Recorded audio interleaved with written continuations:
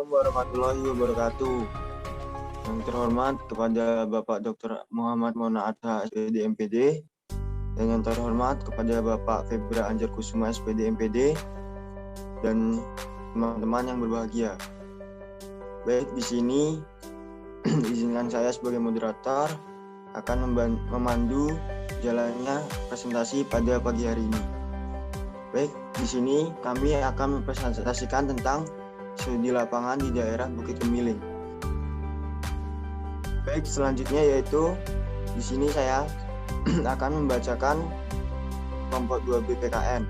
Yang pertama ada Resti Apriliani, Yulia, Muhammad Bagaskara, Najwa Trisakina Yuwan, Aksol Hadi, Sabila Nurhasana, Anis Fitriani, Yeni Satria Danial, Nanda Santobi, Satika Putri, Tasya Ayumi Adila, Nadira Devi Lusinta, Nur Afifah, Muhammad Ilham Safaat, Siti Rahmawati, Siti Rosliana, Elsa Mardianti, Daniati Anggraini, Atika Fadia, Dinda Latoviana, dan Yeni Yusnita. Baik, identifikasi masalah terkait dalam kegiatan yang ada di Bukit Kemiling di Jalan Terusan Cik Gitiro Kemiling, Bandar Lampung. Kami selaku warga Lampung dari mahasiswa Unila Prodi PKN ingin menggali lebih dalam, yaitu mengenai siapa pemilik tanah tersebut, mengapa ada kegiatan tersebut, apakah sudah ada perizinan. Yang keempat, dengan siapa perizinan kegiatan tersebut diperbolehkan. Yang kelima, sejak kapan dimulainya pengerukan bukit tersebut. Yang keenam, apakah kegiatan tersebut ilegal atau legal. Yang ketujuh, bisakah meminta bukti surat perizinan. Yang kedelapan, keadaan tumpukan sampah yang berserakan di pinggir jalan menuju bukit. Dalam pertanyaan dasar tersebut, kami bertanya kepada masyarakat sekitar, RT, lurah, serta para pekerja yang ada di daerah tersebut. Baik, selanjutnya dibacakan oleh Saudari Septika. Untuk Septika dipersilakan. Baik, terima kasih kepada moderator. Di sini saya akan membacakan wawancara dari para pekerja, yaitu yang pertama dari atas nama Pak Hari. Sudah bekerja di penggalian bukit sekitar 1 tahun. Beliau menjadi supir truk pengangkut hasil penggalian. Para pekerja di sana mendapatkan pengamanan dari pihak atasan saat bekerja. Beliau berkata, tanah bukit ini milik perseorangan. Para pekerja di bukit mencapai kurang lebih 10 orang. Menurut Pak Hari, selama bekerja di sini tidak pernah terjadi bencana alam seperti longsor dan banjir. Masyarakat sekitar tidak pernah komplain atas kegiatan penggalian bukit karena warga juga boleh mengambil secara gratis jika ada yang membutuhkan batu atau pasir. Atas nama Pak Soyatnya sendiri bekerja sebagai pemecah batu. Sudah bekerja sekitar 2 minggu.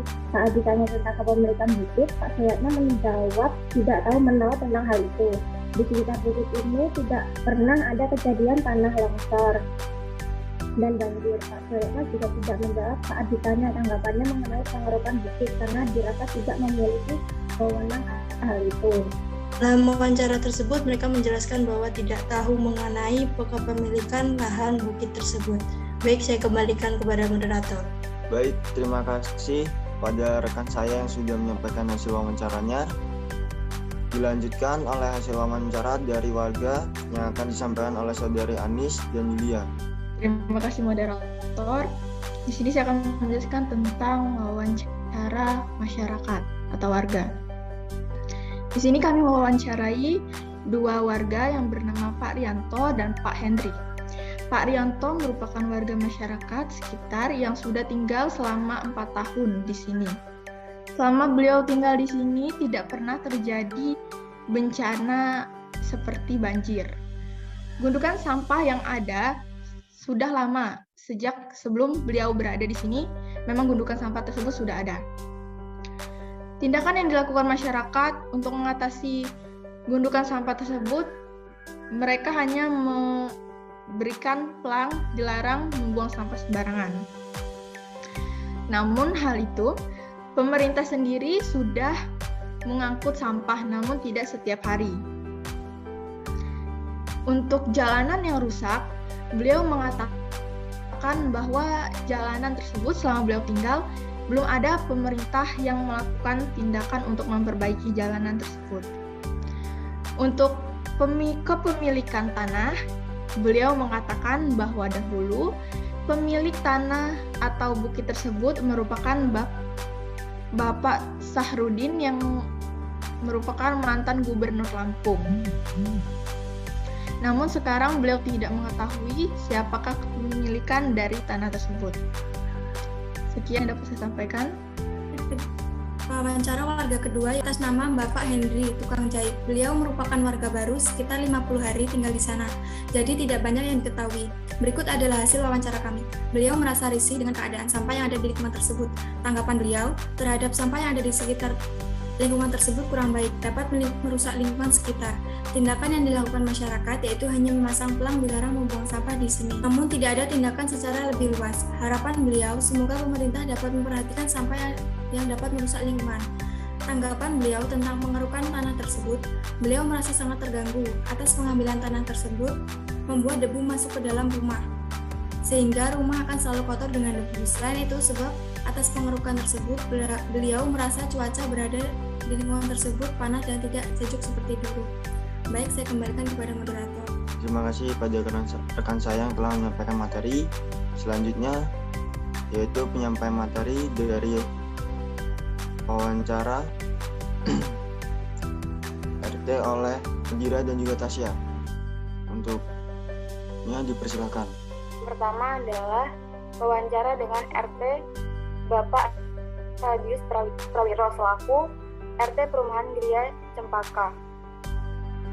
Menurut Bapak Radius Prawiro, bukit tersebut sepertinya kepemilikan pribadi karena tidak ada surat izin pertambangan dan surat izin galian C. Di daerah Gria Cempaka terdapat 131 kartu keluarga dan 90 tempat yang terdiri dari blok A sampai F. Masyarakat setempat pernah komplain kepada pekerja di bukit karena dengan adanya proyek tersebut, ketika terjadi hujan, airnya tidak meresap dan pepohonan sehingga air tersebut terembes ke permukiman warga, dan solusi dari para pekerja dibuat aliran air dari perbukitan. Solusi itu dampak dari proyek tersebut adalah kebisingan sehingga terjadi polusi udara, dan solusi dari pekerja tidak lagi memakai alat yang menyebabkan kebisingan atau alat tersebut dipakai dari pagi hingga siang. Kemudian sering sekali terjadi kecelakaan bermotor karena jalanan yang rusak, sedangkan manfaat dari proyek tersebut sangat sedikit, yaitu ketika jalanan warga becek dapat ditimbun dari batu-batu yang berasal dari bukit tersebut. Namun, warga membeli batu-batu tersebut satu mobil Rp300.000. Daerah tersebut pernah ada TPS, namun ditutup oleh warga lingkungan 2 karena mereka tidak nyaman dengan bau sampah yang menyengat. Setiap perumahan terdapat petugas kebersihan atau sampah.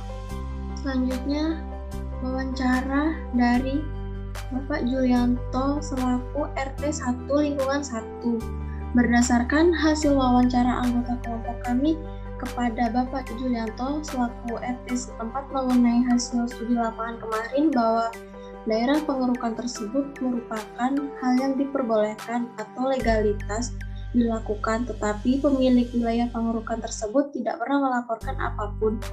Dan berdasarkan hasil wawancara kami kepada Bapak Misjani selaku lurah bahwa pemilik dari daerah pengerukan tersebut ialah Pak Haji Maman yang sebelumnya dimiliki oleh Bapak Sahrudin. Berkaitan dengan dokumen penting, lurah hanya menunjukkan surat izin lingkungan atau AMDAL, namun tidak diberikan izin untuk memotret, sementara dokumen penting lainnya tidak diberikan. Dan menurut RT setempat, kegiatan pengerukan yang sudah dilakukan bertahun-tahun tersebut tidak pernah memakan korban jiwa dan tidak ada warga yang melapor terkait terganggunya dari aktivitas pengerukan sebelum melakukan pengerukan di wilayah tersebut. Lurah dan para pengelola meminta izin kepada warga setempat apakah berkenan atau tidak terkait dengan kondisi jalan yang rusak terakhir diperbaiki ketika kegiatan pengerukan belum dilakukan. Dan menurut RT setempat di wilayah tersebut dilakukan pengurukan pada tahun 2011, sementara menurut lurah pada tahun 2021 awal. Sekian, terima kasih. Selanjutnya saya kembalikan kepada moderator. Baik, terima kasih atas penyampaian materinya dari rekan saya.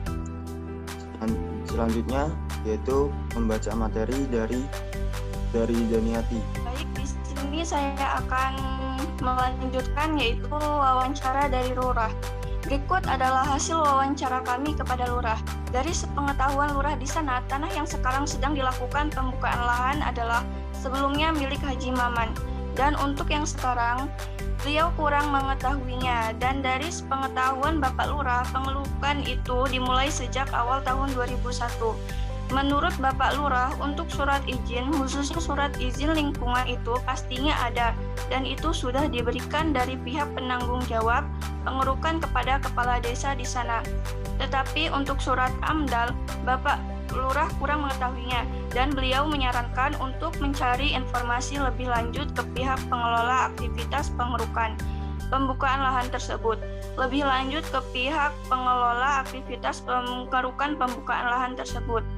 Menurut Bapak Lurah, di sana sebelum aktivitas tersebut dilaksanakan, pihak penanggung jawab proyek sudah pastinya melakukan konfirmasi dan meminta izin kepada masyarakat sekitar untuk melakukan aktivitas pengerukan tersebut. Jadi selama ini belum ada yang protes mengenai aktivitas tersebut.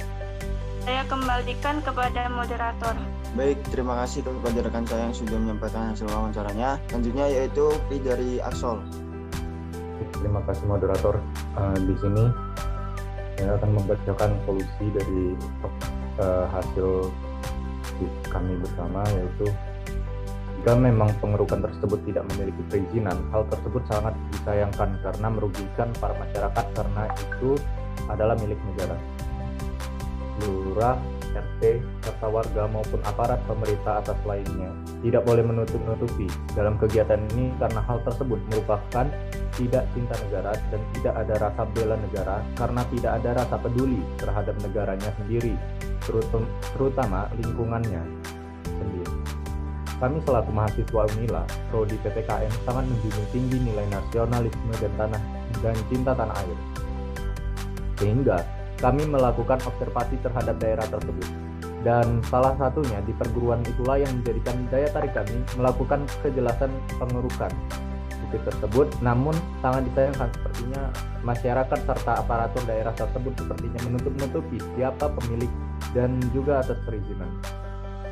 Solusi yang terbaik adalah aparat-aparat kecil maupun besar harus tegas dalam menanggulangi masalah ini. Pemerintah seharusnya mengecek dan melakukan tindak integrasi yang jelas terkait siapa pemilik ini. Karena daerah tersebut lumayan jauh dari pusat kota, makanya sangat tidak diperhatikan kegiatan itu tersebut apakah legal atau tidak.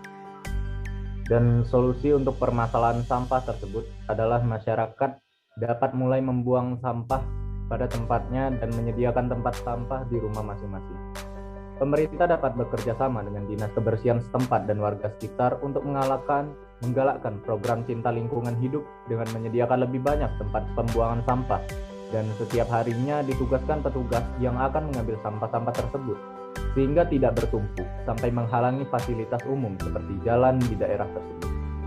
Dan untuk tempat sampah sendiri dapat diusulkan agar memisahkan antara sampah non-organik dan sampah organik, sehingga hal ini dapat dimanfaatkan untuk diberdaya digunakan kembali atau didaur ulang, seperti kerajinan tangan, membuat tas, dompet, topi, dan sebagainya. Dapat dihasilkan dari jenis-jenis sampah anorganik, seperti bekas bungkus kopi instan, sampo, dan sejenisnya. Hal ini juga dapat membantu masyarakat dalam manfaat ekonomi karena kerajinan dari bahan bekas itu dapat diperjualbelikan. Dan selain manfaat ekonomi, masyarakat juga ikut menjaga lingkungan dengan hal-hal sederhana. Dan sebagai mahasiswa, kita juga dapat terjun langsung gotong royong membantu masyarakat membersihkan sampah di sepanjang jalan tersebut. Saya kembalikan ke moderator.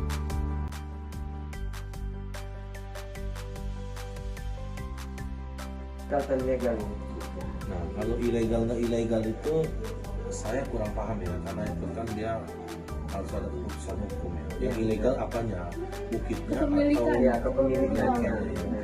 Nah, setahu saya sih kalau kepemilikannya itu ada surat tanah ya. Iya, ada sertifikat. Karena ini juga dulunya kan bagian dari bukit tersebut, rumah ini gitu kan. Nah, kepemilikannya sih sepertinya kepemilikan pribadi ya, kepemilikan pribadi. Gitu kan. Tapi untuk lebih jelasnya coba tanya ke kelurahan. Karena kan semuanya itu datanya terangkum di kelurahan. Masalah siapa pemiliknya, bagaimana prosesnya.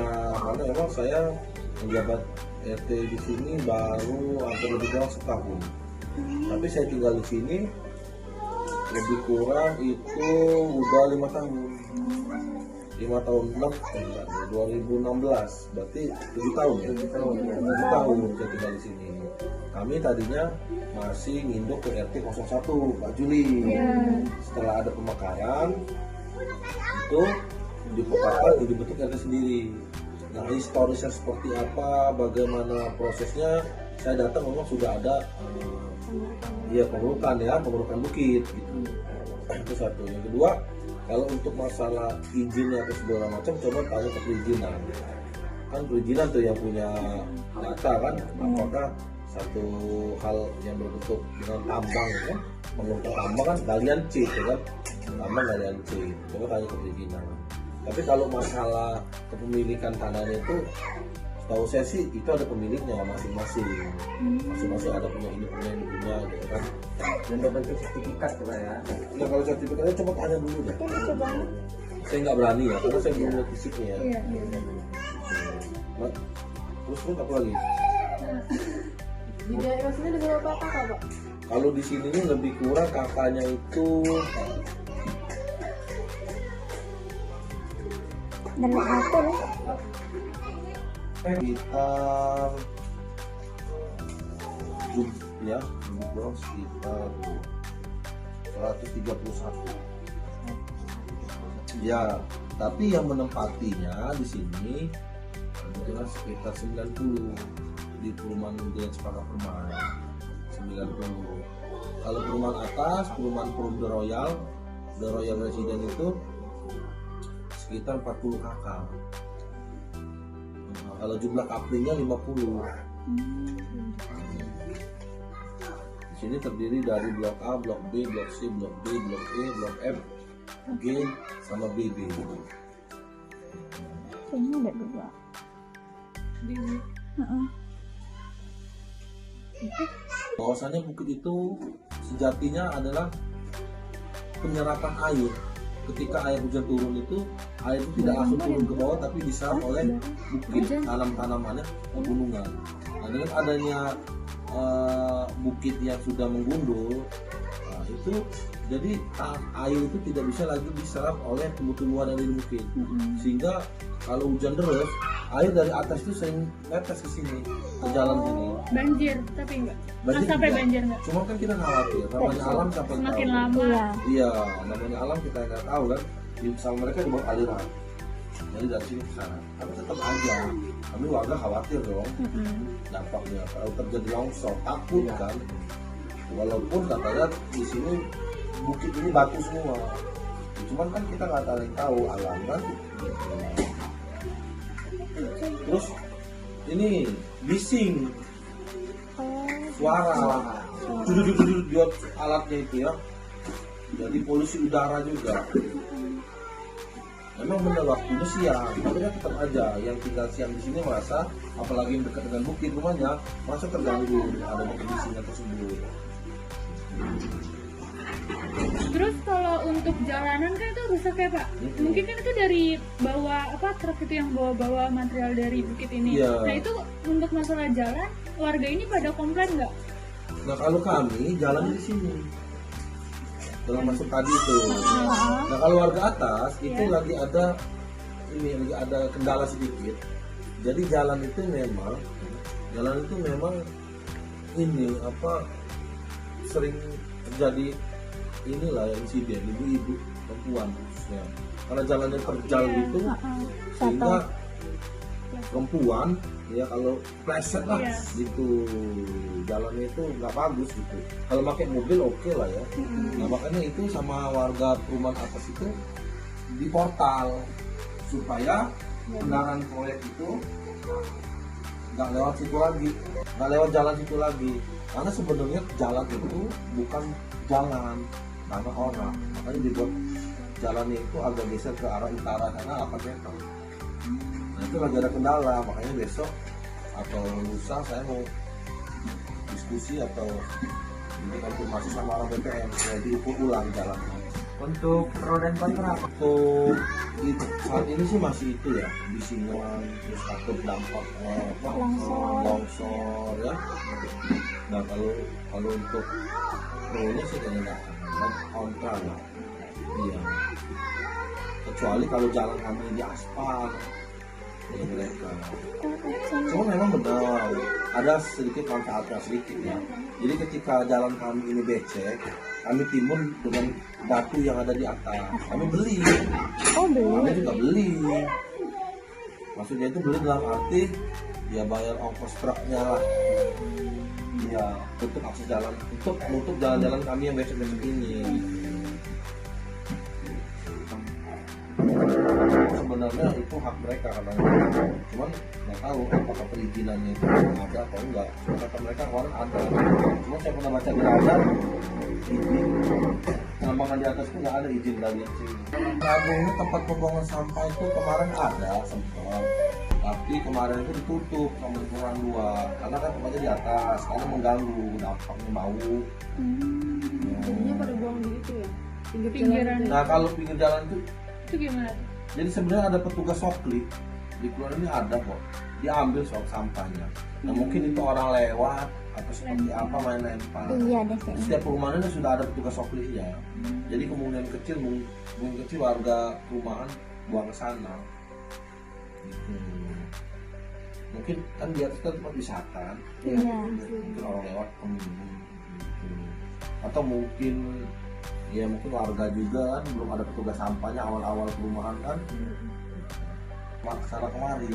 Bahkan sempat pernah sampah itu karena kartu melempar ditaruh dulu, bukan ada tempat yang biasa dilempar sama itu ditutup karena tangkinya ambrol jebol, jadi ditaruh dulu di dekat rumahnya. Ya nih sampah taruh dekat rumah kan bau.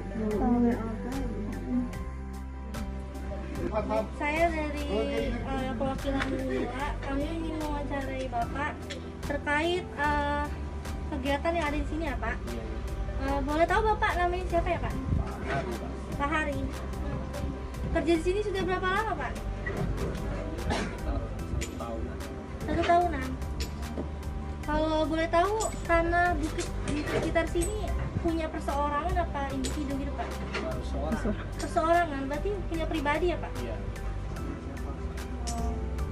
Kalau upahnya tuh biasanya segini sebanding nggak Pak dengan pekerjaannya Pak? iya kadang-kadang ya kayak gitu lah Pak. Ini emang terkait dengan pekerjaan tersebut tergantung dari apa ya Pak? Dari tase sih Pak. Enggak, ya kita nyicilin tanah ini gitu. Tanah ini buat penataan rumah gitu. Biasanya di sini ada ini nggak Pak? Ada khusus dari ininya pengamannya gitu? Misal Bapak sedang bekerja maksudnya ada pengamannya apa? Pengamanannya, perlindungannya mungkin Pak? Perlindungannya gitu Pak? Ada. Itu dari pengamannya disiapin dari ininya, dari Pihaknya atau? Hasil pengurukan ini biasanya dibawa mana Pak? Ya ini mau itu nimbun sebelah sana itu, uruk sebelah sana itu. Mau diratain gitu. Mau diratain aja gitu ya. Selama kerja di sini pernah nggak Pak terjadi pelongsoran atau kejadian-kejadian bencana alam ini? Alhamdulillah Nggak pernah. Karena kita kerja juga ya hati-hati lah yang jelas. Belum pernah sih kalau di daerah sini. Kalau boleh tahu di sini yang kerja berapa orang ya Pak? Masih ya adalah kalau 10 orangan namanya orang pecah-pecah batu ini kan. Dari ini apa ya, dari pengerukan supir ya gitu ya Pak? Kalau boleh tahu Pak, ada nggak Pak masyarakat yang pernah komplain ke sini karena ada kegiatan-kegiatan yang ada di sini gitu? Alhamdulillah enggak Mbak, karena kita juga gini, kalau warga sini kita enggak setiap orang butuh buat masjid apa segala macam, kalau batu tanah kan kita dikasih sama dia. Jadi ya warga sini alhamdulillah nggak ada yang pernah bermasalah gitu. Bermasalah ya, alhamdulillah ya. Tapi di sini pernah banjir nggak Pak? Nggak ada. Banjir nggak pernah ya. Boleh saya tahu nggak Bapak namanya dulu siapa Pak? Pak Siatno. Bapak bagiannya apa Pak di sini Pak? Bagiannya cuma buruh.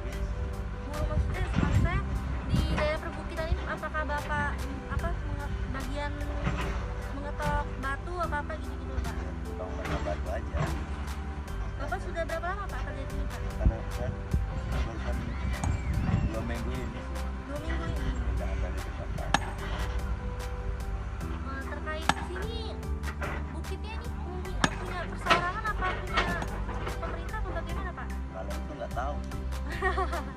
Yang tahu yang bersangkutan itu kayak gitu.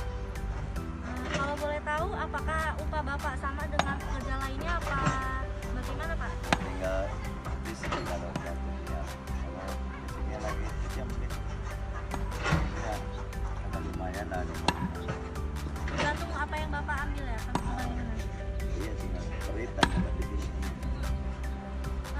Kira-kira Bapak tahu nggak Pak resiko Bapak bekerja di sini apa gitu Pak, mengalami kejadian apa gitu? Kalau masalah resiko mungkin pekerja juga banyak resikonya. Apakah di sini pernah ada kejadian tanah longsor gitu ya Pak? Nggak ada ya. Jika hujan apakah banjir Pak? Kalau di sini nggak ada. Nggak banjir. Sungai dataran tinggi.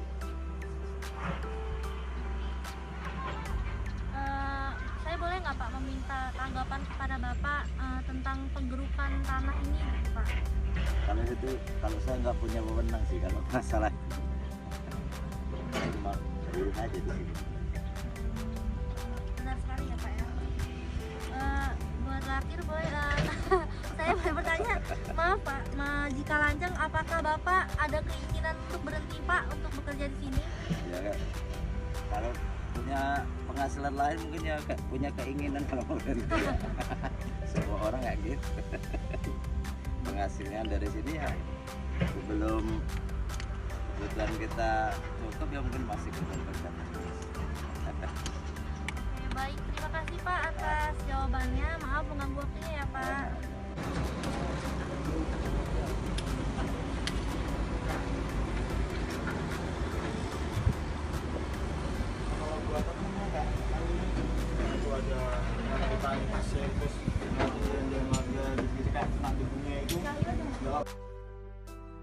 Terima kasih. Selanjutnya rekan saya yaitu Bagas. Baik, terima kasih moderator. Selanjutnya itu terkait beberapa pertanyaan dari Bapak Muhammad Monada MPD. Pertanyaan yang pertama yaitu, siapa pemilik pengerukan Bukit Kemiling tersebut? Berdasarkan hasil wawancara yang sudah kami lakukan dengan pihak kelurahan, kami dapatkan informasi bahwa pemilik lahan bukit tersebut adalah Pak Haji Maman dengan luas lahan lebih dari 4 hektar. Pertanyaan kedua yaitu, setiap bukit jenis tanahnya berbeda apa tidak? Berdasarkan observasi yang telah kami lakukan juga, didapatkan info bahwa tanah di tiap bagian bukit berbeda. Hal tersebut dikarenakan dari pengerukan, contohnya seperti tanah, pasir, dan bebatuan. Namun, terdapat nilai ekonomis dalam kegiatan tersebut. Pasalnya, batuan atau tanah per truk dihargai 300.000 untuk pendapatan pekerja.